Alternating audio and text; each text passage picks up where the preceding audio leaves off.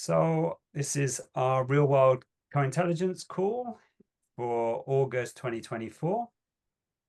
And just to start off, a very brief introduction to the Co-Intelligence Institute and our work, which is to promote innovations in collective wisdom, co-creativity, and collaborative governance. So we explore co-intelligence, a term coined by Tom, which asks the question of what would intelligence look like? Where could it lead if we took deeper realities of wholeness, interconnectedness, and co-creativity seriously? We also focus on growing wise democracy, the practical application of co-intelligence in our systems of governance. And our activities include sharing real-life stories and case studies of other people's good work and approaches to complex challenges of our time, and promoting and developing tools like pattern languages and group work that invoke and engage greater collective wisdom. And last but not least, welcoming people into learning communities, like on the call today, where we can all deepen our understanding of co-intelligence and our capacity for wise relating and living well together. So welcome, everybody. Welcome, James. Hi, sorry I'm late. That's okay, no worries. So we're doing these calls now bi-monthly, and they're alternating with our community resonance calls that we're holding every other month. And these real-world co-intelligence calls are designed to learn from and with practitioners on the leading edge of what we called real-world co-intelligence. Usually we have a featured guest in, but today we don't have that. Today we're going to be hearing from Tom, who's going to be presenting the story of the experiment that the Macleans news magazine in Canada did in 1991, and it was called The People's Verdict. So he's going to be explaining that whole process. And I'm just going to pop into the chat the whole this evening's program, so so everybody can see it.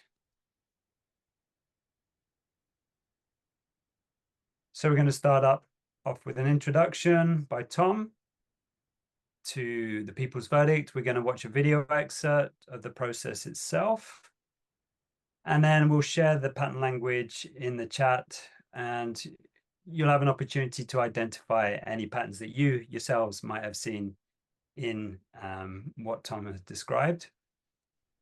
And then we'll have just a general discussion around patterns that we've noticed in this Maclean's process. Then Rosa is going to talk for 10 minutes on her interview with Robert. Is it Riccliano? I'm not sure. It's Italian name. Oh, you are. It's Riccliano, but you're muted. So. It's Riccliano. Okay. Who was one of the facilitators involved in this experiment. And we'll have a discussion and then closing. And as with all our calls, people are very welcome to stay on after the official end of the call. We have an optional post-call discussion. That anybody's very welcome to stay for our post-call hangout. So that's what we're going to be up to. Without further ado, I'm going to hand over to Tom to start the presentation. Over to you, Tom. Okay. So here's the actual physical thing. As far as I know of, there are only 3 copies of this currently in existence, all of which I and my colleagues have got. And I'll be going over a PDF. You better frame that one. But in 1999, I was talking to a friend in the Bay Area, and she said about citizen councils and stuff, and she goes, "Oh, I have a magazine in my recycling pile you might be interested in," and pulled this out. Oh my God! So one of the many things that is special about this is this Maclean's is like the Time magazine of Canada, and Maclean's gave 40 pages of coverage to this mini public, this picking of 12 people who represent the diversity of Canada and having them facilitated for a long weekend to come up with a vision about Canada. And this included, Quebec, people from Quebec who were sovereign Quebec, and the First Nations woman, was going, hey, we're not an interest group. You're on our land. So it's like the level of diversity is just unbelievable. And yeah, so and I'll go through and give you a sense of what I think was so very, very special about this. So I'm going to do a screen share for my for the Maclean's PDF, which you can download the PDF from my website, and I'll be showing you where you could do that if you want. Download both the whole thing and this, which is the what I'm going to share. Oh, I pushed stop share. Pushing the wrong buttons really wastes a lot of time.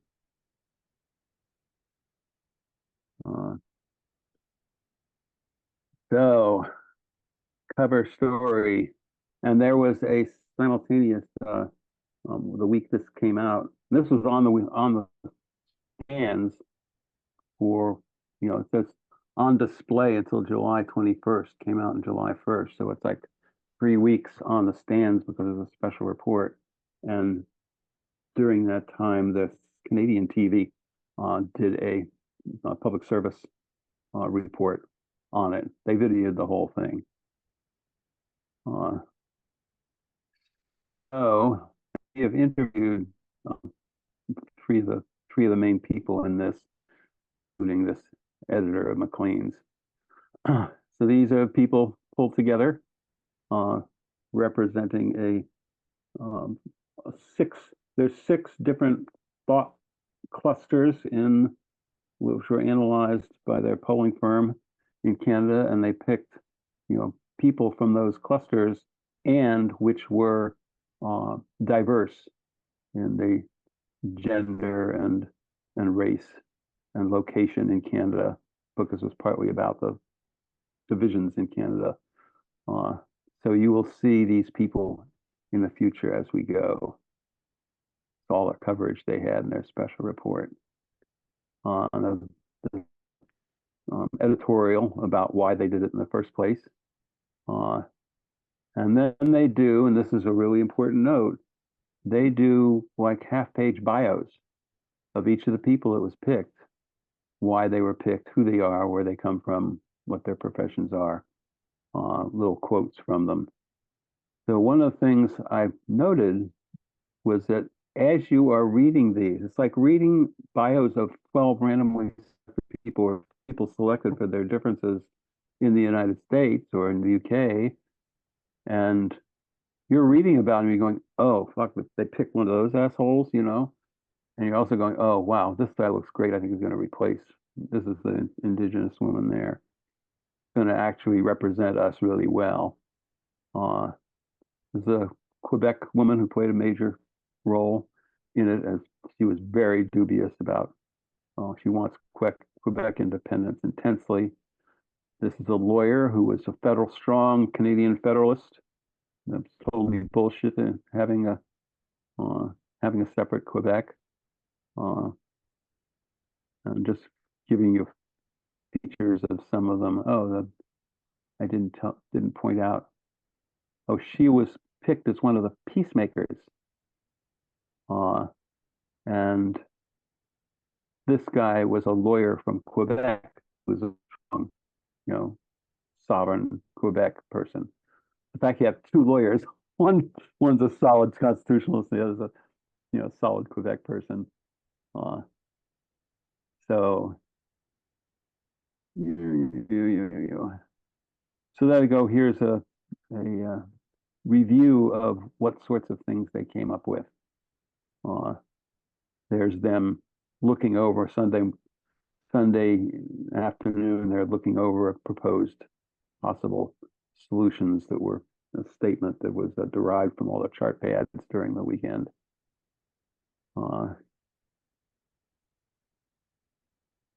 There's our peacemaker. One of the interesting things about the picture, that now they have the second major feature in it, from my analysis, which is a blow-by-blow account. it's almost like a play, who said what when. So there's the people who are running it, they're giving their introduction, there's how they're sitting around. And this is on the bus going there. And to start to watch the body language of people as they start getting into it. Here's all these people are saying these different things here. So you're now in the drama as a reader. This is the indigenous woman. And here we get into the interesting body language. That's the lawyer guy, constitutional lawyer guy, Quebec woman.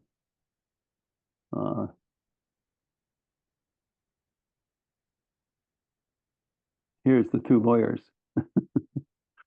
Again, the body language is interesting. They were a major feature in their opposition and argumentation, which you'll get a little more of later. There's Fisher and the lawyers again, indigenous woman. And around dinner table.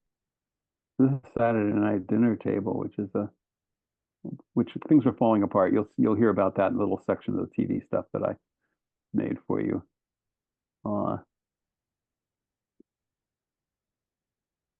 And she was a major key in breaking the breakthrough, listening really well to the Quebec people. She's a Canadian peacemaker type.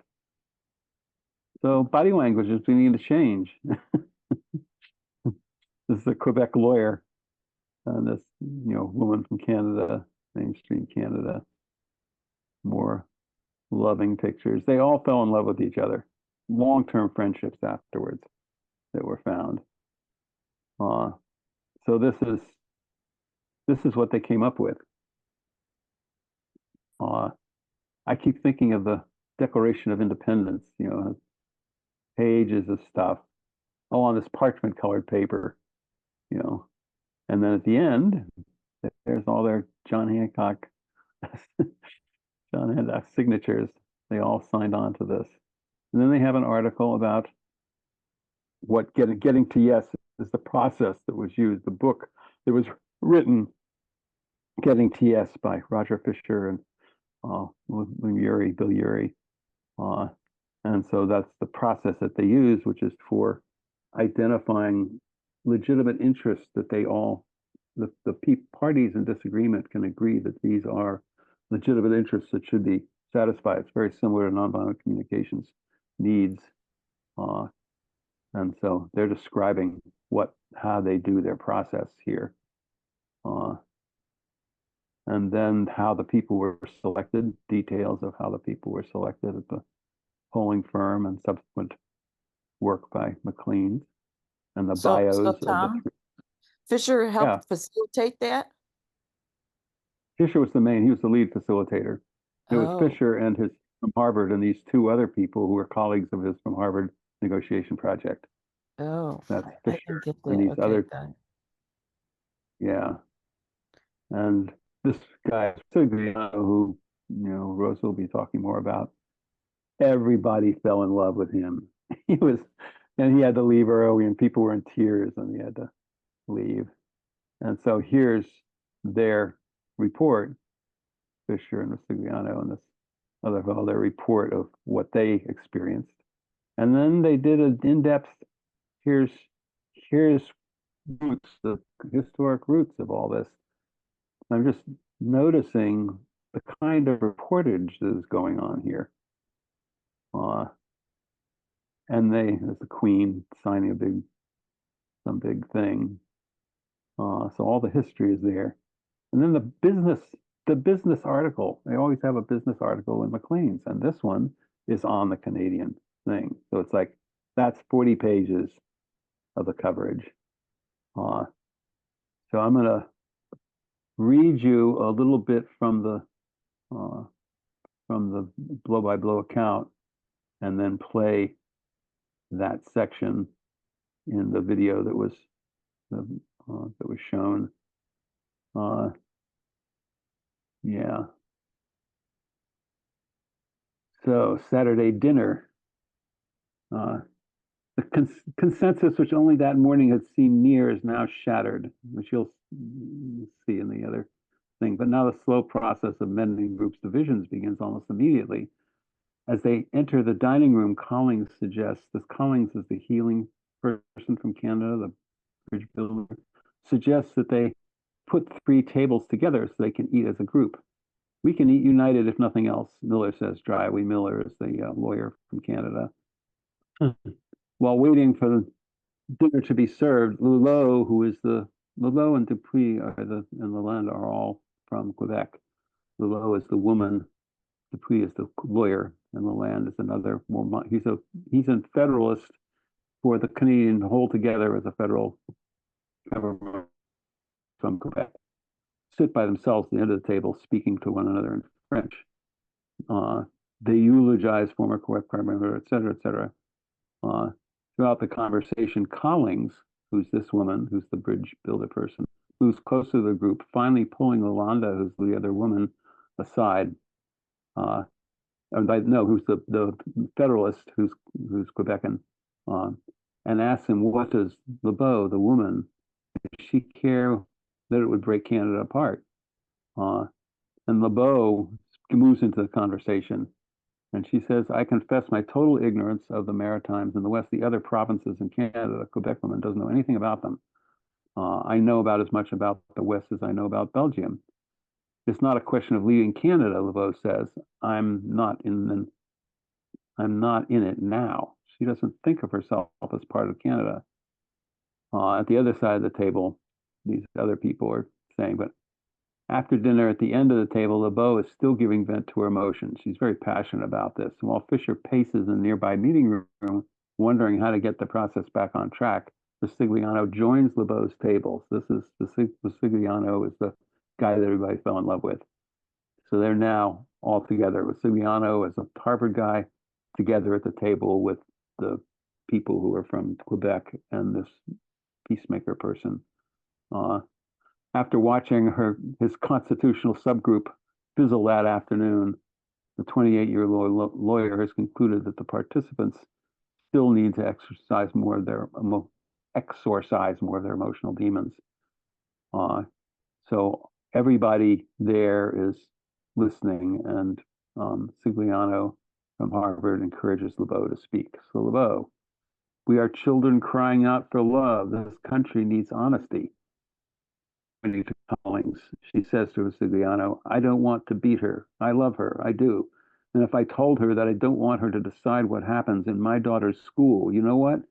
Maybe she is not offended by the idea. But someone said she should be. How about we ask her? We are not talking separation. We're talking about getting together. This is Canada, according to me. I think we are unique, and we have lost sight of that. Such different people for so long, and we're still together. And I bet that 200 years from now, we will still be, and I hope that we will be. She's starting to do a shift. And what I see happening from reading this whole thing is they've been operating largely at the head level rather than the heart level, which is okay up to a point. But Fisher's method tends to be focused on the head level. And a couple of women, Lebeau being one of them, are having trouble with that. And so this space is now being made. And it's funny because it splits, the whole thing splits into the dinner table conversation is working on the heart level. And Fisher and the other person from Harvard are going around, they're actually trying to figure out how to build a some kind of statement that everybody might agree to. And so they're in the other rooms looking over the chart pads, pulling out different ideas that they could weave into a possible statement, while in the dinner table, people are actually working out the heart stuff. And it's that head-heart parallel thing that ends up proving a real breakthrough. Collings, who's the healing person from Quebec, from Canada, and I want you to be with us the way it should be, not the way it is, the way it should be. And LeBeau says, if kids are suffering in Nova Scotia, it hurts me. And if Native women suffer in the Yukon, it hurts me. And I think we have to shut up for some time and listen. We might not like what we hear, but we've got to listen. And someone has to stand up and say, you people shut up. I don't know what the answer is, but how about we listen? Collins says, I think that is part of the answer. LeBeau goes back. She says, if someone says that is naive and impossible, then I say, okay, I'm going home. And if you kids starve, I won't even give them a piece of bread. This is why we are so miserable and unhappy now. We want to do something. Collins, you're taking a risk by speaking, and I'm taking a risk by listening, but we need to do that. LeBeau, this is these two women talking together. It is a question of survival for me. I don't want to lose Canada. Collins says, I don't want to lose you. LeBeau says, we are onto something here, and maybe someone should become aware that we might be losing it. Do you want to lose it? Collins, no. LeBeau, neither do I. Collins, that's why I'm here. There's no big issues they're talking about. It's something different happening in the space. LeBeau, God, shakes her head and looks down. You'll see all this in the video. I'm reading it partly because the video is not so clear in the voices. And if you tell me the only way you can survive is this way, then I think I am ready to listen to you and say, well, it's never been done this way before. That is listening to each other, really listening, but maybe it can work. And whisper, maybe we can try. Tonight I was asked to give answers. My only answer is that I am ready to try. And I would say, let's get the politicians out of it. This country is all about love and emotion. And it is the only safe subject we won't touch. And Luciano says, until tomorrow, Colin, until tomorrow. So what happens is that the next day, the Quebec woman says to the Indigenous woman, tell me, what's your story? So it's like becoming infectious and moving through the group. So now I think I need to do a stop share and go to the new share for the video.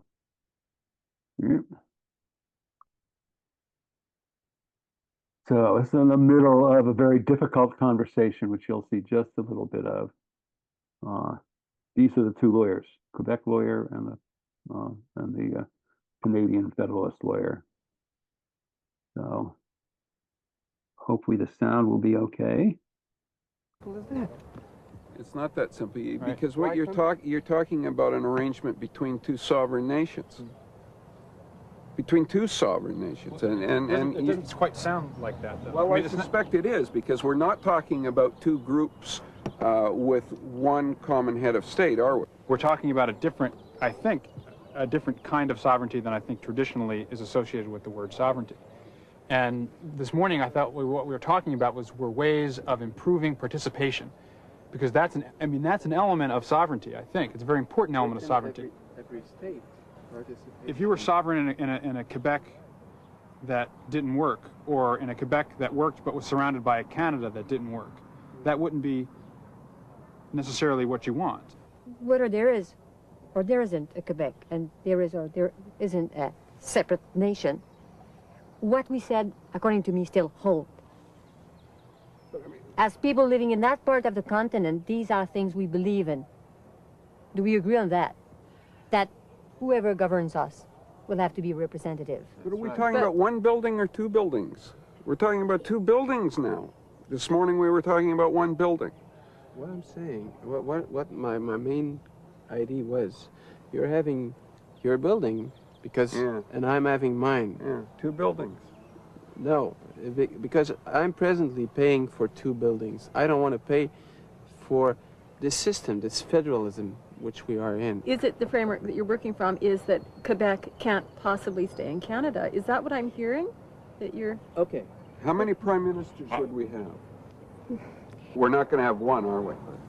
If Quebec, by way of referendum or an general election, free vote,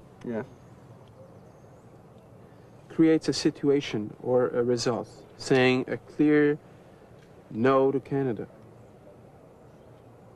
without any ambiguity, would you think Canada would impose its view to Quebec? Would it be fair? You mean, would we send in tanks? I don't know. Anyway. You're How's saying it that. going, Rod?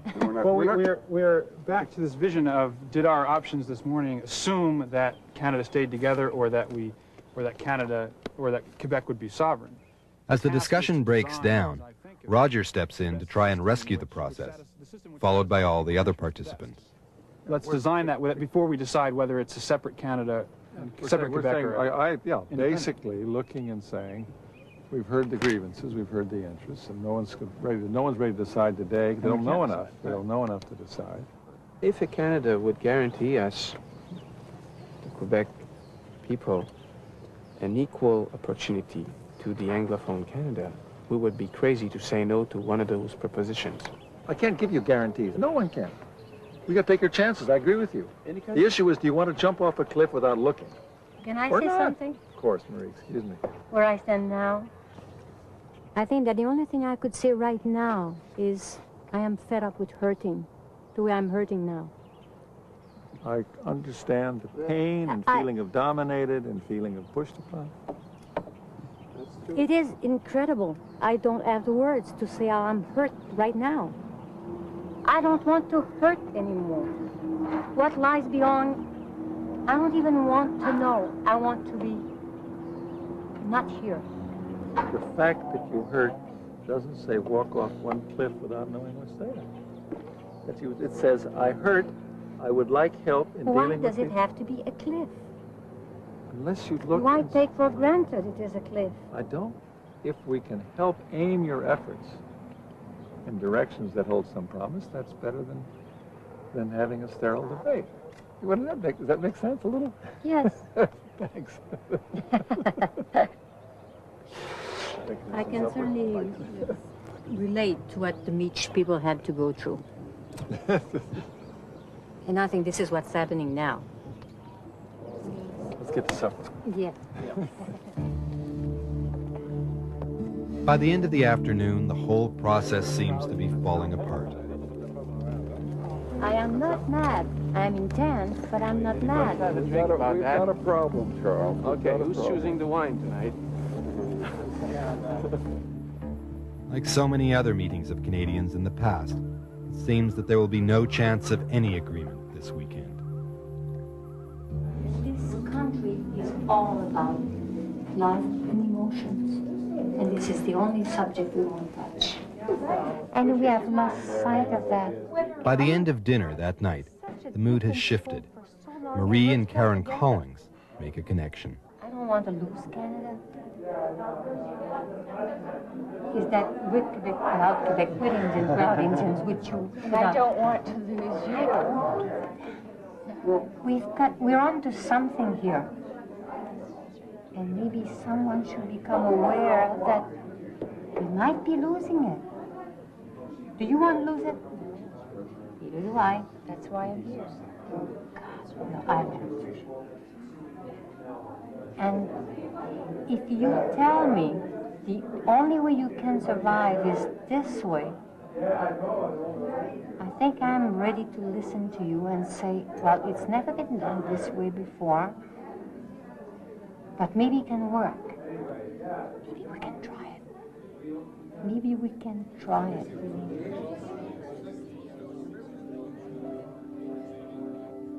Marie, Karen, and the others talk long into the early hours of Sunday morning. And the Harvard boys, recognizing that they might have been taking the wrong approach, are up until 4 a.m., writing and rewriting the first draft of what they hope might be a People's Accord. Stop share. So that's the main thing I wanted to share with you, and then I'm gonna share the page on the website. Go to that and go to share again, and then talk a few minutes about what this all looks like from the outside for me. So there's a page on the cointelligence.org website that is the Maclean's 1991 experiment that summarizes all the research that was done around it and the thinking that was done around it. And this is where you can go. You know, it's a cover shot. You get my Tao of Democracy book has a long description of all this, and you can click here and get it. All of these articles, what PDF we just went through, you can click and pick up here. And here's you can also go to the entire issue that has all the advertisements and other articles and stuff there. And individually, you can look at any of the things here. And one of the other things is when I saw this, it felt, how could this not have transformed Canada? I want to know what had happened. So I hired Larry Shook, who's an investigative reporter who I met through my work on Y2K. He and I were both Y2K activists, kind of. And he went around and interviewed Fisher and 3 of the Maclean's editors. And you have here the People's Accord is what the public affairs program, the video program on TV was. You can get all the videos, not just the little piece that I showed you. And we also have the research that was done, you know, the interviews, co-intelligence hired investigative reporter, and all the interviews are here in both MP3. There's a massive amount of research here sitting, waiting for other people to do their perspectives on research. What I saw when I read the magazine was that I think there's more advanced forms of conflict resolution and facilitation now, dynamic facilitation being a major one of those. But the idea of representing a cross-section of the whole, focusing on diversity and random selection with the demographic selection as part of that approximates this also. I think this is just as good in many ways and has some there's advantages, disadvantages to each approach, but the idea of getting a cross section of the whole community, or in this case country, and then giving them a powerful process to work through their differences to something that makes sense to all of them, it just makes sense. And that's what was done here. But then, and we've done lots of that, there's been hundreds of that kind of thing happen around the world, the citizen assembly, citizen jury, stuff like that. But what hasn't happened was the ability of a mass population to watch it happen. So the you read, if you have good coverage, somebody says, okay, we had these 500 people and and they did this and they did that, but to actually watch it unfold is dramatic. That's part of why I showed you the sense that, oh my God, it's going to fall apart, and then have it come together, and to be able to see how and why that happened, and how different the whole thing is from the ordinary political conversations that we see officials doing, media spokespeople doing, even around a dinner table, whatever. It's just different. So that's part of what I wanted Larry to find out, was what happened after this happened. And there was massive conversation all over Canada about it. And they did, unfortunately, the primary mode was, what do you call them? Town halls, where basically the people are speaking up to their representatives, usually objecting in various ways and whatever, and they're being heard in the context of other people who are there in the town hall, and sort of puts the representatives on a spot. So it's not ideal in that way. And they basically squashed it down. And from my perspective, what Macleans didn't do was do it over again. That's part of what Jim Ruff, the founder of dynamic facilitation, uses dynamic facilitation, a process very similar to this, except it's pure random selection. You get a dozen people picked from the community, have them talk with dynamic facilitation for 2.5 days, 1.5 days, whatever, weekend, and come up with some statement for their community. And if you did that every year, there'd be turnover, there'd be a feedback loop. So the idea of having this kind of process go over and over and over. So Rose is saying it's time to stop. And I thought I had a little more time, but okay, I'll stop. Andy, over to you. Thank you, Tom. So what we usually do in the real world co-intelligence course is that we'll have a featured guest. They'll do their presentation like Tom has done now. And then it's over to Tom to identify the wise democracy patterns that showed up that he felt could be identified in the process that's been discussed.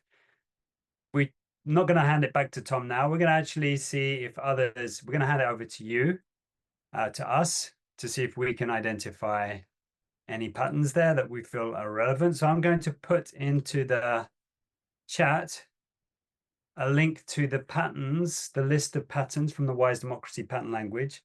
I think most of you on this call will be familiar with that. If not, have a look. Each of the links goes to a page where it describes the pattern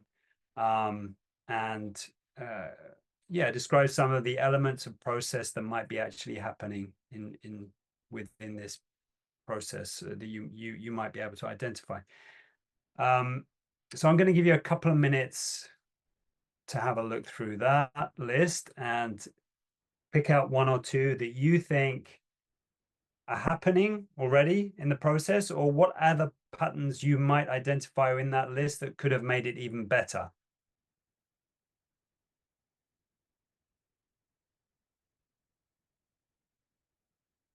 Are people able to access that list okay? Yes. Thanks. Yeah, great. James has James, got the cards. Cards. Great.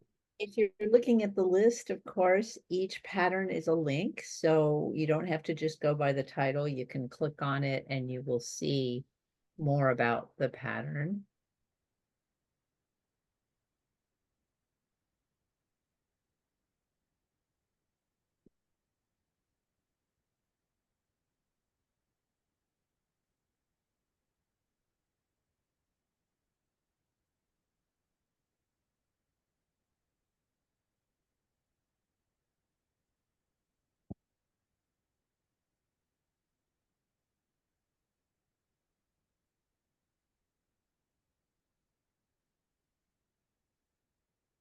How are people doing with that list? Is it okay? Is it easy to find something within it? Yeah. Yeah. Mm-hmm. I like the connecting nodes of life energy. That felt very present. The thing I was looking for was the thing that Tom said, which is that somehow, I don't know what the word is. Maybe it's co-intelligence, maybe it's head and heart working together, but that it caught on in the group, you know, it was catchy. I don't know if that's somewhere in any of these patterns, but that's kind of what I was looking for. Well, number 96 is working with feelings. So that certainly seems like it's part of what caught on at some point in the shift that Tom was talking about. I guess it's the contagiousness is what I think is important. And I like that.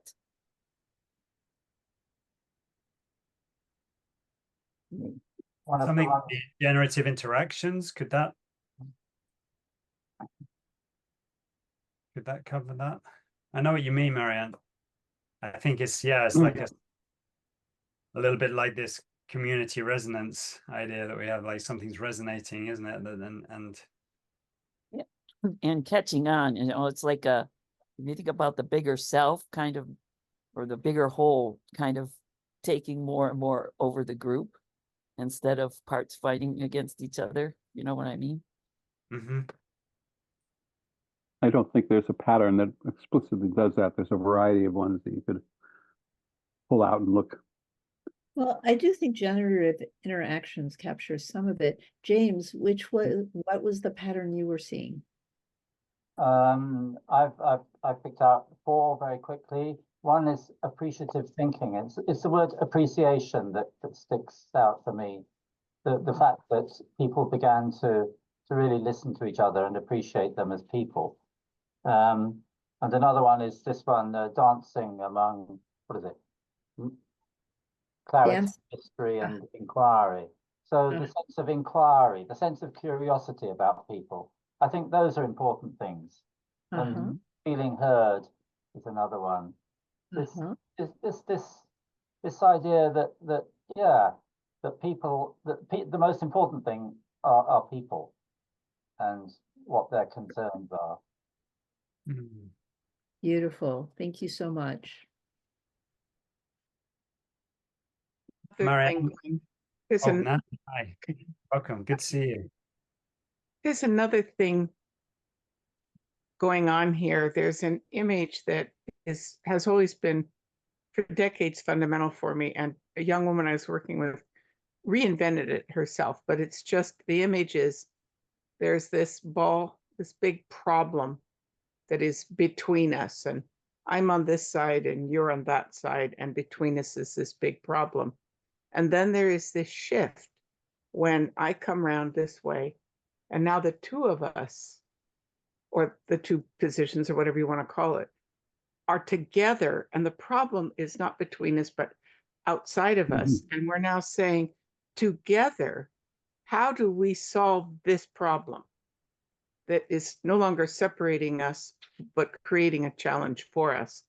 And it seems that's more of a heady thing, but there are emotions behind it in which they're saying, on the one hand, our relationship is the most important thing to us. We don't want to lose that, but we have this problem, but it's not, it's our shared problem now to figure out how to make the mechanics work. And if I could go on just a little longer, many years ago in my Quaker meeting, we made the most difficult decision we've ever made as a meeting, in that we took on $1 million debt to purchase a meeting house. And it was a highly divisive issue. There were all kinds of arguments on both sides. There were all kinds of fears, etc. And I vividly remember we had a clerk, a much younger clerk, but one of the best we've ever had. She was quite remarkable. And we had this meeting, and she actually used some facilitation processes, not just Quaker stuff. She actually reached out and used some facilitated processes. But what happened, as people were each sharing, in Quaker style is each person speaks from their heart and head and is listened to closely, not argued with and not interrupted. That helps. That's just background culture. But at one point, people started saying things like, what matters to me here is that our community stay together, that we go on caring about each other. It just radically shifted the whole energy in the room. This love kind of surfaced. It became the important thing. We all agreed on that.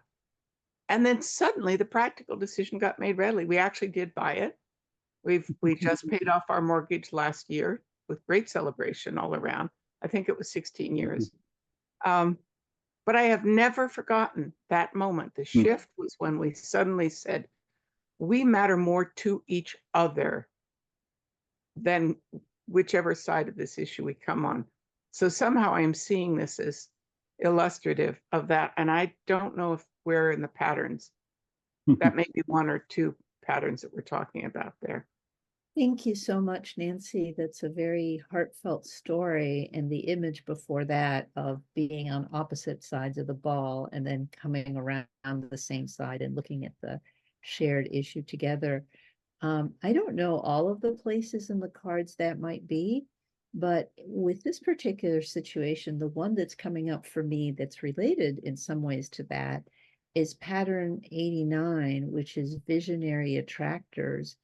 Because the question that was given in this particular situation ended up becoming, what is a vision of a Canada that we would all want to be a part of?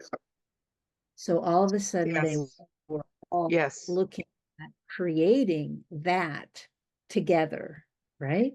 Because you have to create that together. What is a vision of a Canada that we would all want to be a part of is not something that you can answer one of you individually and come up with the solution. So it kind of brought everybody into that shared field of looking at a shared problem together.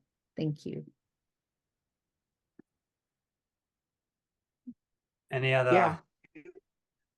Oh, you want to say something? Just affirm. I was just affirming what Rosa said. I think you've really caught the patterns I was talking about are the more general, but you've really nailed what was it at this moment that was actually at stake that shifted it. Any other patterns there? James.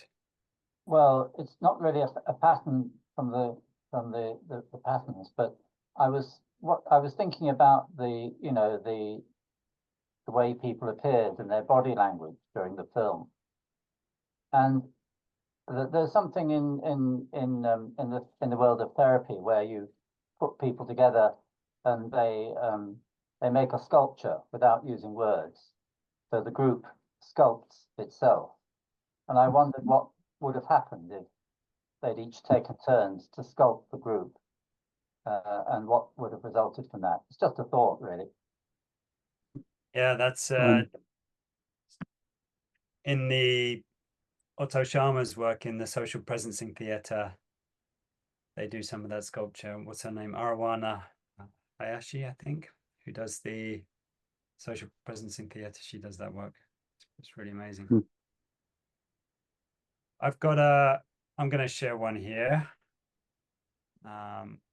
Share screen. Yeah, I wanted to share this one because I wanted to think from the point of view of Macleans, that their courageousness in not just reporting on a situation as it, like they could have potentially done a whole thing on, here are the divisions, here are the things dividing Canada right now, here's this whole independence movement taking place, and this is all the tension that's going on, and not try to create something that's generative and creative. So I think Macleans themselves, to be sort of congratulated for doing something that is asking bigger questions. What could this situation also be? What is possible now?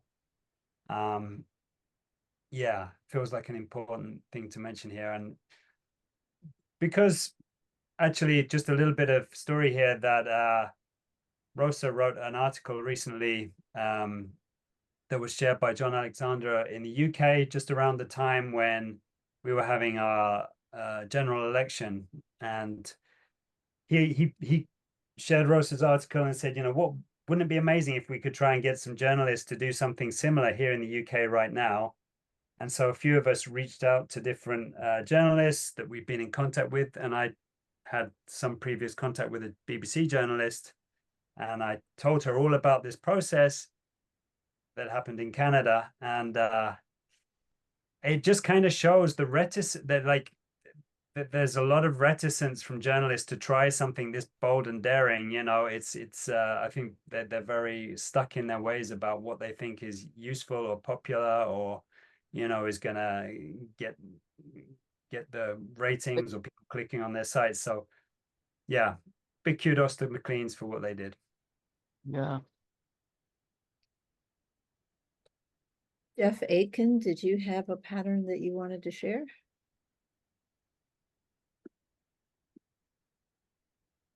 I reached into my own sort of deck of patterns rather than yours. I apologize. I was thinking about my old mentor, Bill Moyer,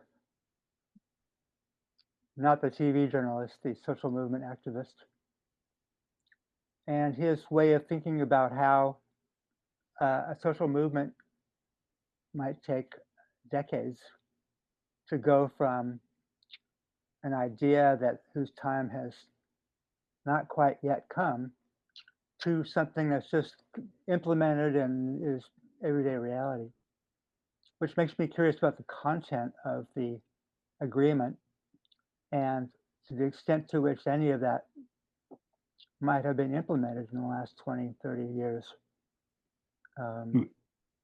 So not thinking about what the immediate impacts were, or even in 2 years, but in 10, 15, 20, some of those things that seemed like they were on the edge back then now might be just matter of fact, commonplace, institutionalized even.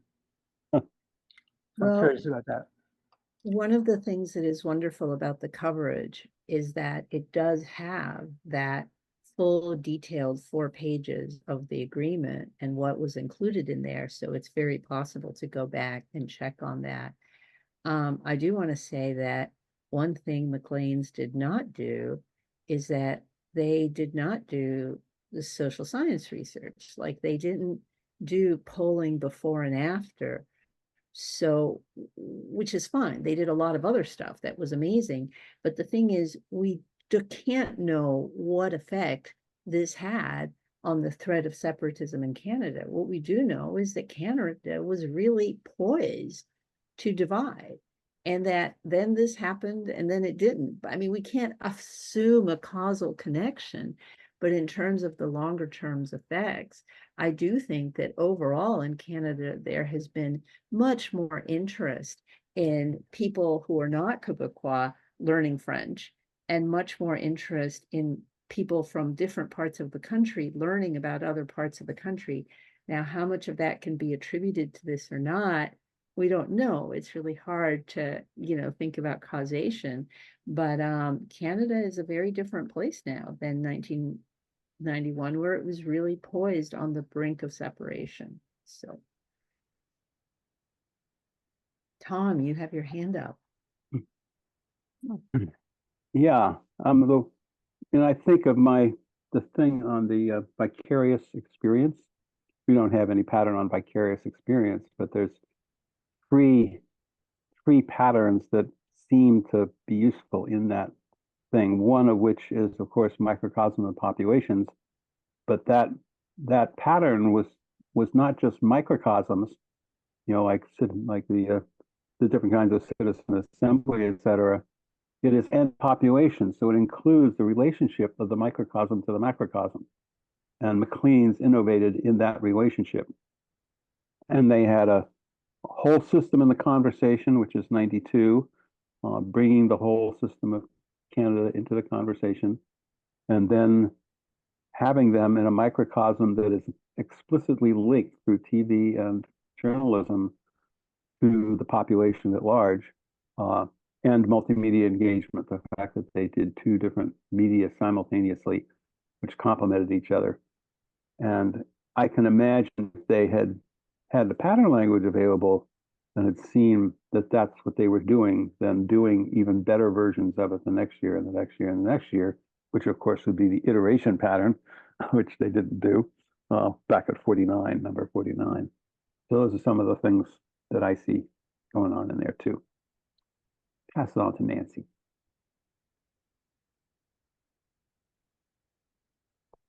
Nancy, you're on mute. I was struck at the end of your comments earlier, Tom, noting that somehow it hasn't caught on. And we're returning to that question, what would allow these remarkably promising and powerful processes to actually start affecting our public life? And part of it, Jeff was referencing, and Rosa and you, I agree. I think there's a dynamic around the world. Citizen assemblies and so forth are catching on in certain circles. I see them have for a long time now as running right alongside concern for climate. They are closely connected to each other in a lot of ways. So I want to distinguish 3 distinct things. One is a deepening understanding of how you make this work, which is what CII is particularly good at. how you make it work and how you talk about it, if you will, the theory and practice of doing this work in a way that yields these kinds of almost magical outcomes and reclaims our belief in ourselves as human beings. We actually can solve problems together and not kill each other over them, etc. So that's one thing. The second is a widening awareness around the world that these exist, something of how they work, trust in them, willingness to use them, etc. I think that's growing. I think we could have a still more systematic effort. I note that the Aspen Institute is leading a requirement for climate course, a required course on climate in all colleges. And there's some 4,000 colleges involved in really taking this on. And part of my passion is embed in the requirement to talk about climate, to talk about the human intervention, not only what we do about climate, but how we work together to make it happen. So that second thing is that awareness and trust. The third issue, however, the really tricky part, is the mechanism by which those potentially emerging public understandings and agreements manifest as public policy, enforceable, fundable policy. And what Frank Neopold, we've talked about him before, has pointed out is the challenge of an architecture within which new concepts and funding and institutionalization can actually occur. And the fourth issue are the very active forces that create conflict and create division in order to accomplish usually quite nefarious agendae. And to some extent, the way democracy is set up, that it turns on competing views, that you choose A or choose B at an election, and it operates against the consensus building. The Oregon Citizens Initiative may be a good example of how all this got translated into a mechanism that people could understand that actually affected elections and public policy. So I put out those 4 distinct things for us to be attending to in making this deep systems change that is clearly possible and absolutely necessary. Some really important points there, Nancy. I think we can return to those. We're going to have a broader discussion in a minute, and Rosa is going to talk about her interview with one of the facilitators as well of this Maclean's process. So we can come back to your points, Nancy. First, I'll take Natalia, and then we'll hand over to Rosa. Okay, thanks. I just want to make sure you all can hear me okay before yeah, because I'm kind of, okay, awesome. And sorry, I'm not on video. I'm driving and it's rainy, so this is more safe for all of us. So I can't look at the patterns because I'm driving and I'm not as familiar with them as I probably should be. But what I'm really, especially sort of in reflecting on this question about how a process like this could have more traction or actual effect or interaction with, you know, the world and how, you know, our choices and our sort of larger political social spaces. My sense is that there's some really important patterns here. And you were kind of talking about it earlier, Tom, about the fact that there was this like narrative element. There was this emotional aspect where you're sort of, it was dramatized. Like I felt compelled by the story and the interactions between the humans, because in the same way that reality TV is really like, you know, compelling because it's these humans that are thrust in these situations and you're kind of like,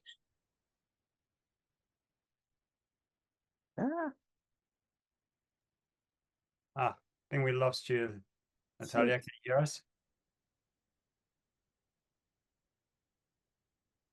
I think she hit hopefully she hit an empty spot in there. Yeah. Didn't run off the road into a wall. Oh, she dropped off earlier. No. Yeah, it was a good point she was making there about the dramatization. Yeah, we need a reality TV of co-intelligence. Yes. Yeah. The thought has passed many people's minds. Okay. We'll hand over to you, Rosa.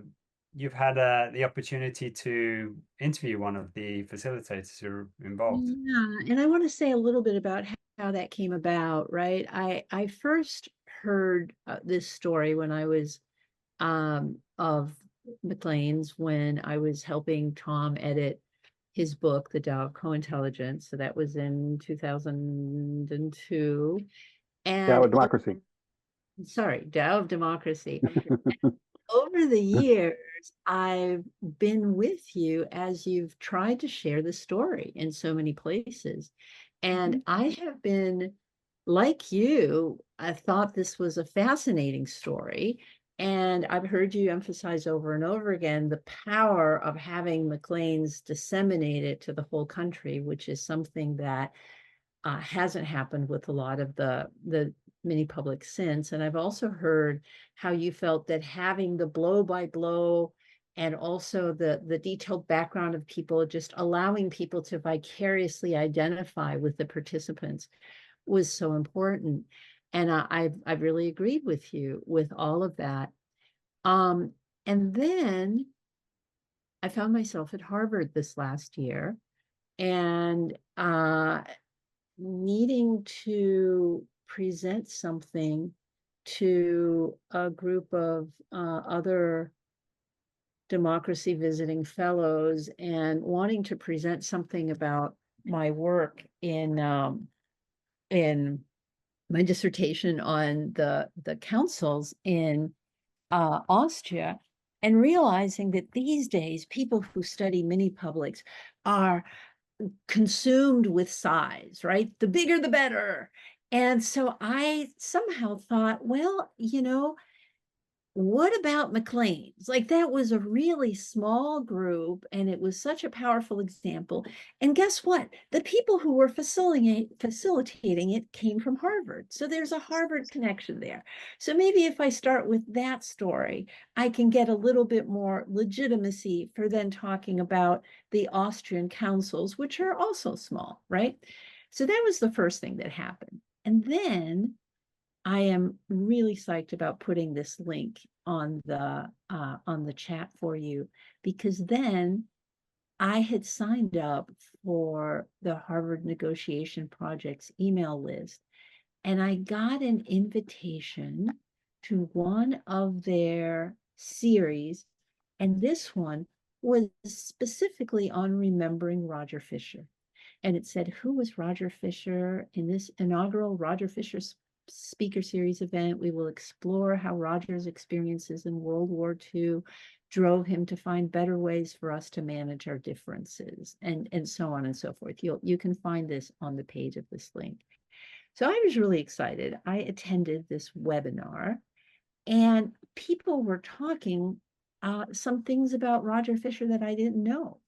I knew his book Getting to Yes, but I didn't know that he was this like really, really empathic person who also derived a lot of his methods from listening to other facilitators and mediators and drawing forth what they were doing that worked. So he specifically was known for being very interested in other practitioners and what they had discovered, and synthesizing and drawing from that, and being a lifelong learner.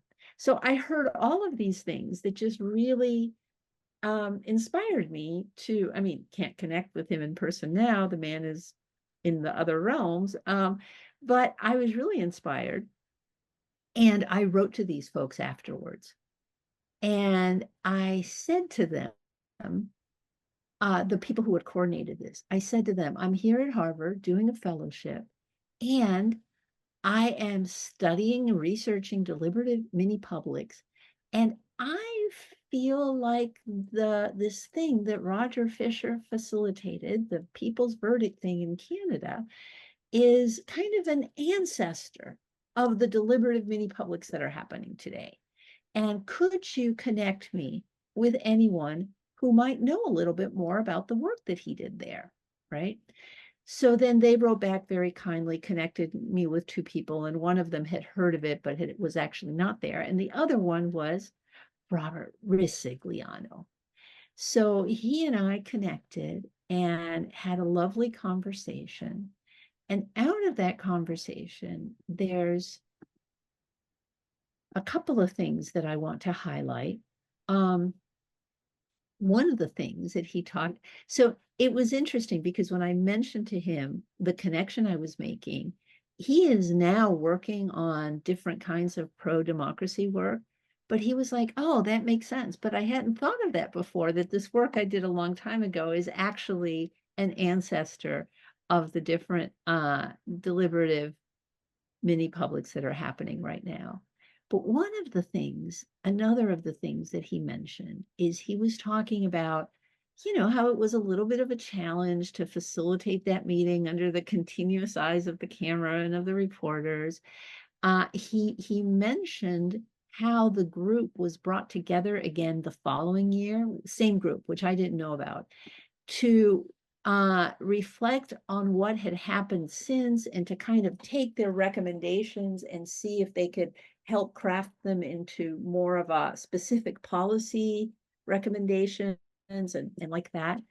But what he talked about the most is he was insisting on the importance of the emotional dimension of the process and how participants really needed the opportunity to share their stories and express their emotions during their time together. And how afterwards, when they were sharing the videos, how many Canadians resonated with the human drama of these participants encountering each other and the emotional ups and downs involved. So it was lovely to speak with him. It was just that one interview. I need to write him again and see if, could follow up at some point. But then in conversation with Tom, because he and I actually worked on editing a little bit the original case study that is on the CII website. One of the things that Tom pointed out that really inspired me, because this is a facilitation thing, is that the facilitators did not start out by narrowly focusing on the issue of separatism. Instead, they framed the remit as a discussion about mutual concerns and interests about the future of Canada. So what are we concerned about? And what do we want? What do we value about the future of Canada? And then they invited each of them to talk about how they might respond to that question. And from that, they ended up with 3 broad areas to explore. How do we create more mutual understanding amongst one another? Because one of the things that came up was this thing about, well, we don't feel like people in other parts of the country care about us and like that. So the need for more mutual understanding. A whole area on the economy, which they also explored and which I believe is in their 4 pages of findings about a Canada that we want to be a part of. And then constitutional issues, which I think were related to the separatism issue, right? But I just love how the agenda for the weekend was co-created from the bottom up. And it wasn't this narrowly like, okay, separatism, let's talk about separatism and how do we solve it? But what are we concerned about and what do we care about with regard to the future of Canada?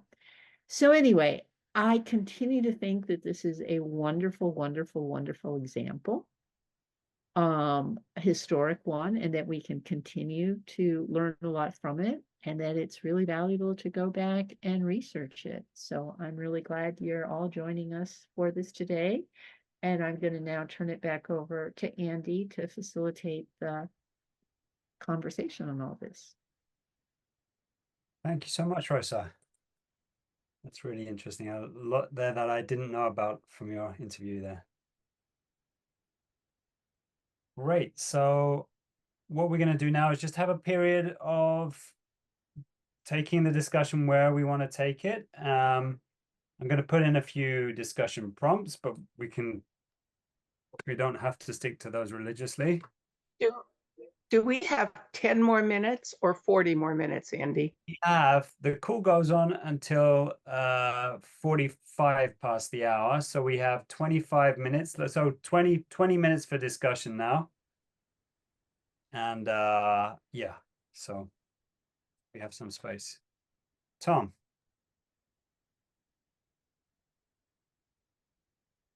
Just a quick thing to follow up on Rosa's thing, since I once did an in-depth study of the giant thing that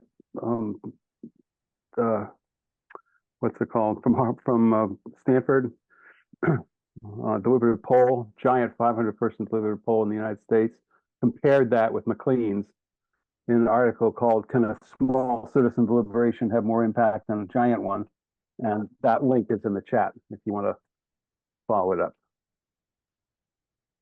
Also noted that all concerns addressed is the first pattern in the pattern language. I never thought of that as being particularly associated, but from what Rosa said, it looks like that would be a major one for this particular initiative. Check. Nancy. I have a tiny question and then a more involved comment. A tiny question is, Rosa, did you discuss Tom's book, The Tao of Democracy, and its use of their story when you spoke with? I don't recall, Nancy. I may or may not have, but I was just definitely want to, have this be the start of an ongoing communication. Great. And so I don't recall, and maybe Thanks. not. The comment I wanted to make is that in addition to the patterns themselves, I think there is a kind of, I think of it as an almost organic ordering. I've actually modeled this elsewhere. I could share it sometime. That does go rather like the way they set this up. It's very consistent with Fisher's views initially, that you want to get people talking about their interests and concerns rather than their positions and solutions. And it also ties in with design process, that the initial thing you're trying to do in solving a problem, the designing part of it initially, is to get what are the system requirements, what are the design specs. Can people at least agree on what would be the attributes of a solution that they could agree on, and to have a real clarity about that. And it's much easier, I believe, to get people to understand what are the givens and then bring to the givens within the limits and opportunities the givens of the situation represent, the analysis of the situation. What are the desirables? What are the things that we would really like to see happen? And then that leads the groundwork. Then within that, you start coming up with solutions. But you have criteria for assessing the solutions and weighing them out. That's the head part of it. The heart part of it is feeling heard. What you feel heard about are your concerns, what drives you, your concerns, fears, and aspirations, and opportunities to contribute. Those are all kind of basic human drivers, feelings that get tapped into, but then they get framed in practical terms as what would we need to see for us to be able to buy into a solution. And Stanford, at their SSIR, their social design process, I think there's an effort to systematize that actually is a blend of, if you will, head and heart kind of built into the process. But this notion of you start with people's stories and their opportunities to reflect on their fears, concerns, desires, opportunities to contribute always. And that creates this discovery of each other, an appreciation of each other, and a discovery of how many commonalities may exist. And from that, you can move into the more concrete answers. And I think the work of you and I'm blanking.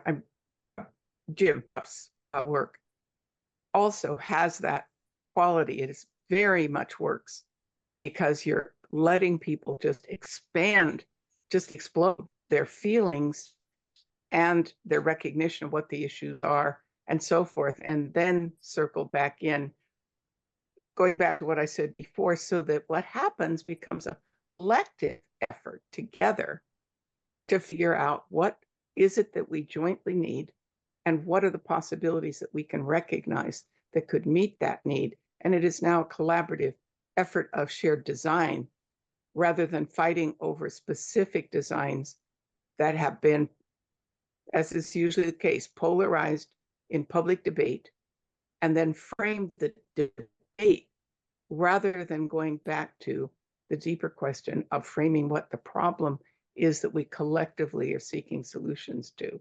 And that brings us together and creates the trust necessary for the rest to work. I'd love to see the patterns. It's not a pattern itself exactly, but it's the sequence, the order in which the patterns are accessed, I think has its role. Have you written anything on this meta model, Nancy? Actually, Tom, interestingly enough, when you and I spent 3 days together and I shared with you my 3-part Venn diagram that we talked about, that then seemed to be what triggered your 3-part Venn diagram for your own work.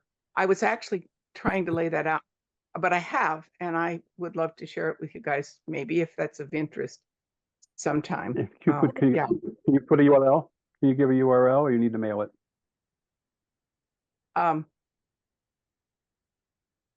Say again?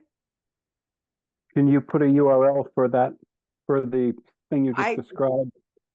I can in the future. It exists, okay. But I need to put it where you could access it in that way. And I will make that something to work on this month. Good, yeah. Thank you. If I may respond just a little bit, Andy, would that be okay? Sure. I think just a really simple one-liner that I often say is that we're wanting to get to the exact same place that the interest-based negotiation folks do. And we find it a little bit more effective to actually welcome people's initial solutions and listen to them. And we find that people let go of them more easily than if they're asked to put them aside and not share them until later. So that's kind of my one-liner. Tom Atlee wrote in the chat that, and I think he was referring to interest-based negotiation, getting to guess, this being the core of Meki Kashtan's convergent facilitation.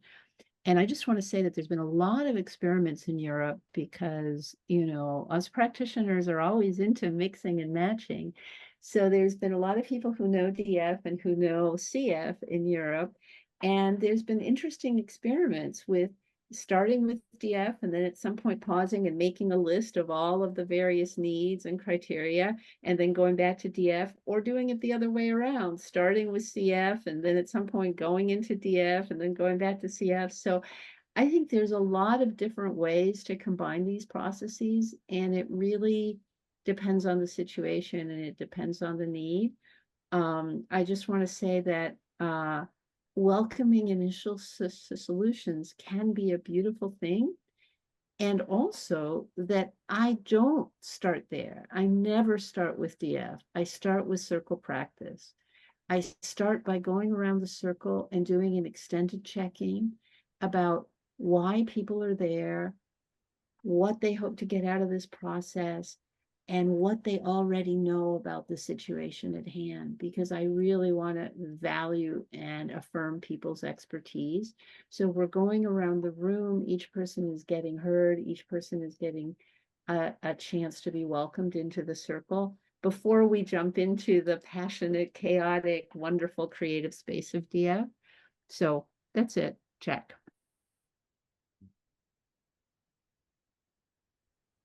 Thank you, Rosa. So we have Ying. Yeah. So I would love to add, actually, I think, when we are not listening, right, to what's not so habitual to us is because to some degree we got triggered. The brain, how it functions is, if we are not familiar with what others are presenting, talking about, kind of the unknown, it just triggers us. I think on a very unconscious level is just, we just get, to react, to distract, or all this kind of things is just because we, to some degree get triggered. That's the brain, how it works. And in that state, we're just busy with not feeling comfortable, and and we cannot get into a place where we get to hear what others are saying. And I think, when that happens, we need the body for support, meaning, just move into a kind of a stillness intentionally, right? Just, being able to hold us in it, just being still, despite, the mind is kind of, firing up because it doesn't feel comfortable. It's kind of judging. It's kind of, right. And from that place of stillness, then we, get to kind of, soothing ourselves. I think, it's tricky to find the right words just to describe all of that, and say hold space for ourselves and just get to a place where, the mind kind of, get quiet and just, being okay not to function as usual, right? Because it's very noisy and it keeps, judging and all that. So if it can just drift into the body and just saying, okay, I, whatever is going on, I just, want to feel that stillness that is in me, that this vastness, and from there, we just kind of forget, reconnect with a sense of freedom, right? And once we're free, kind of, and then we use the mind to get to meet or to hear what others, inspire, what others inspire in me. And that part, and it's, I think it's very much about, just going into a kind of unknown, right? You can call it discomfort or whatever. The unknown that is in me, it has to resonate with me somehow, right? There are parts of me that, need to emerge. And eventually, it would just hear, if it's quiet enough, and it would just come up and hear what others are really saying, right? If we can step into, a space of more kind of humanity-centered, energy, then, from there we get to hear what's really out there, out there in me, and from a less judgmental place. So I don't know if that makes sense. Definitely. I really like that, Ying. It's reminds me of there's one. If I think I'm correct in assuming that this relates to one of the patterns in the wise democracy pattern language, which is capacitance. It's like the ability to, I guess to hold in oneself as well, that dissonance, that the sense of unfamiliarity, the sense of being triggered. First of all, holding that in yourself so that you can like hold the larger situation. And some of that I think is described in this pattern of capacitance. Thanks, Ying. James. Thanks, Andy. The image that stays with me from that video of the Maclean's experiment was the situation where people were around the table, I think in the garden, and it was Roger Fisher, I think on the right-hand side of the picture, and he was sort of leaning right back in his chair and his feet were way out in front of him. So he looked like half prone. And the caption that I think Maclean's must have put was something like Roger Fisher makes a point to the other participants. And what struck me was that he looked so relaxed. It's like, you know, I thought if I was there, I would have total trust in this person because all this conflict is going on and this guy is looking so relaxed. He's just not bothered by the anxiety at all. And I think it's really interesting that the caption is he's making a point because he didn't look like to me like he was making a point. He looked just like he was, oh, so that's what you think. Okay, yeah.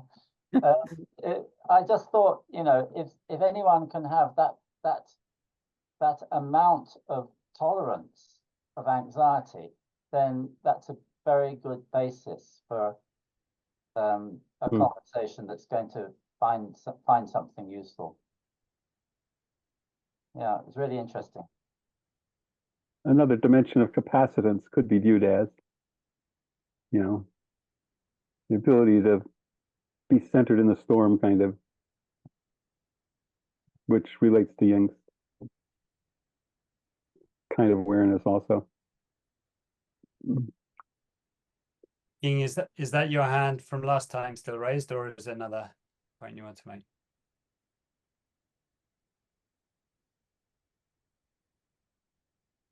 Maybe from last time, yeah.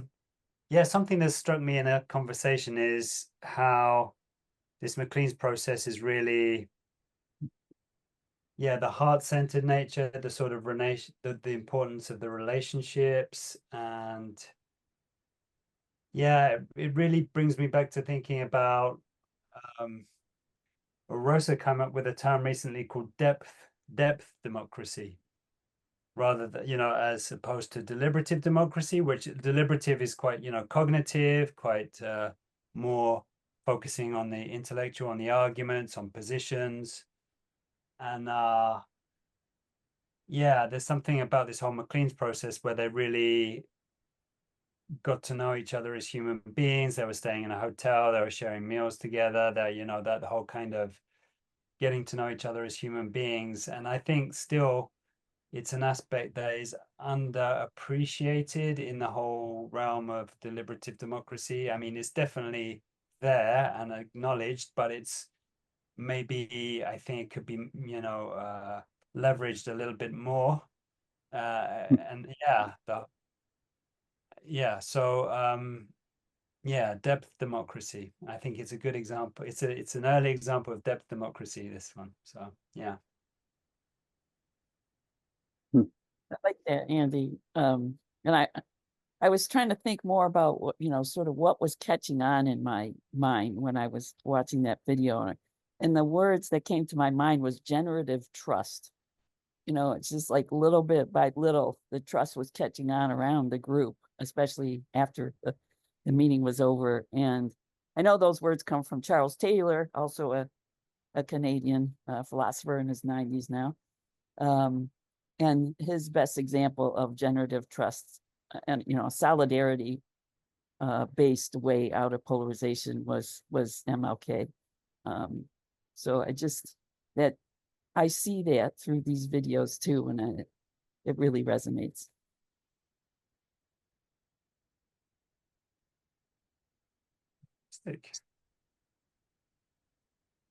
We're 5 minutes from the end.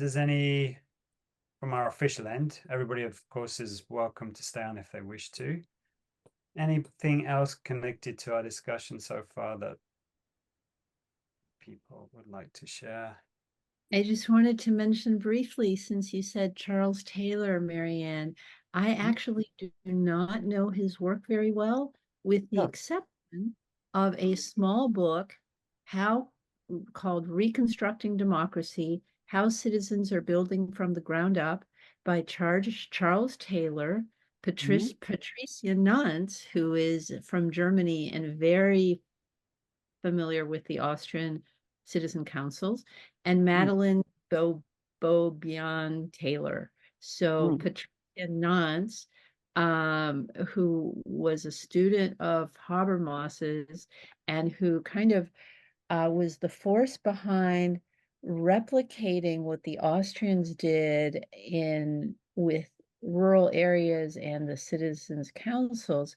She replicated with others that in Germany in a project called Losland. But anyway, she co-wrote, I think not just one, but two. They're like little essays turned into books. So they're those little mini books that are pretty easy to read. So she's co-authored with him, and I wanted to let you know that. Rose, could you put all that, the title and authors in the chat? Yes, I will. Yeah, I saw that book just recently too, Rosa. He's known for his huge tome, A Secular Age, which, and he knows a lot about Gebser, if you know his philosophy. So the whole cultural framework comes from that. And that we're sort of moving to integral, but he really feels that, just the way Tom says, in co-intelligence, that isolation and that democracy really needs these experiences of generative trust, so that we can actually have conversations that bring us out of our polarization and get us toward democracy and the rest of the common good, whatever that is. That's for us to discover. Yeah. Jeff. I put something in the chat, a link to Bert Hellinger's work in systemic constellations. Just looking at another sort of perspective on how to scale something is to look at the way that a facilitated interaction represents the dynamics of what's going on in society in deeper archetypal ways. It's fascinating work. You might already know about it.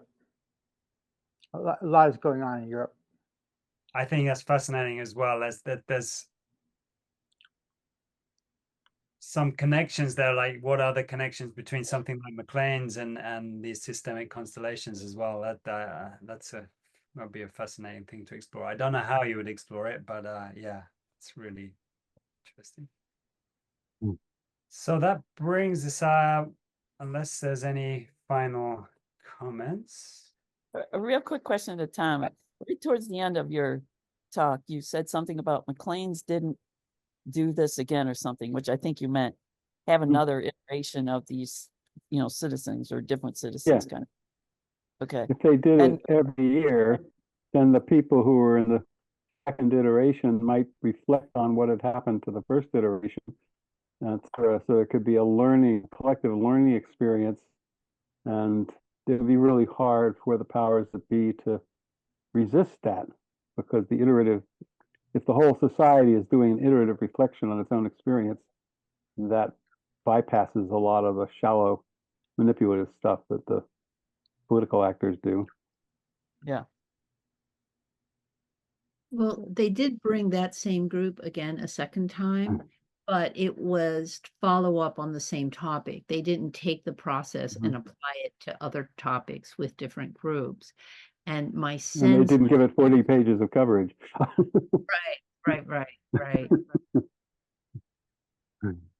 Okay, so I think that brings us to our official closure here. Thank you everybody for being here and being part of this discussion, which has been really interesting. We are continuing our community calls next month with our community resonance call. So we've got that going on bi-monthly now, like the RWCI calls are going to be bi-monthly. So if anybody wants to sign up for that, it's there. There'll be a space for community support, exploration. If anybody has a particular project they're working on that they'd like to share, then you can definitely bring that to these community resonance calls. And yeah, I don't know. I think probably everybody here must already be subscribed to the newsletter. Am I correct in thinking that? Is anybody who's not subscribed? Okay, so I don't need to put that in. Okay. Fantastic. Well, that brings us to the end of our official end of our call. I'm gonna say a big thank you and stop the recording.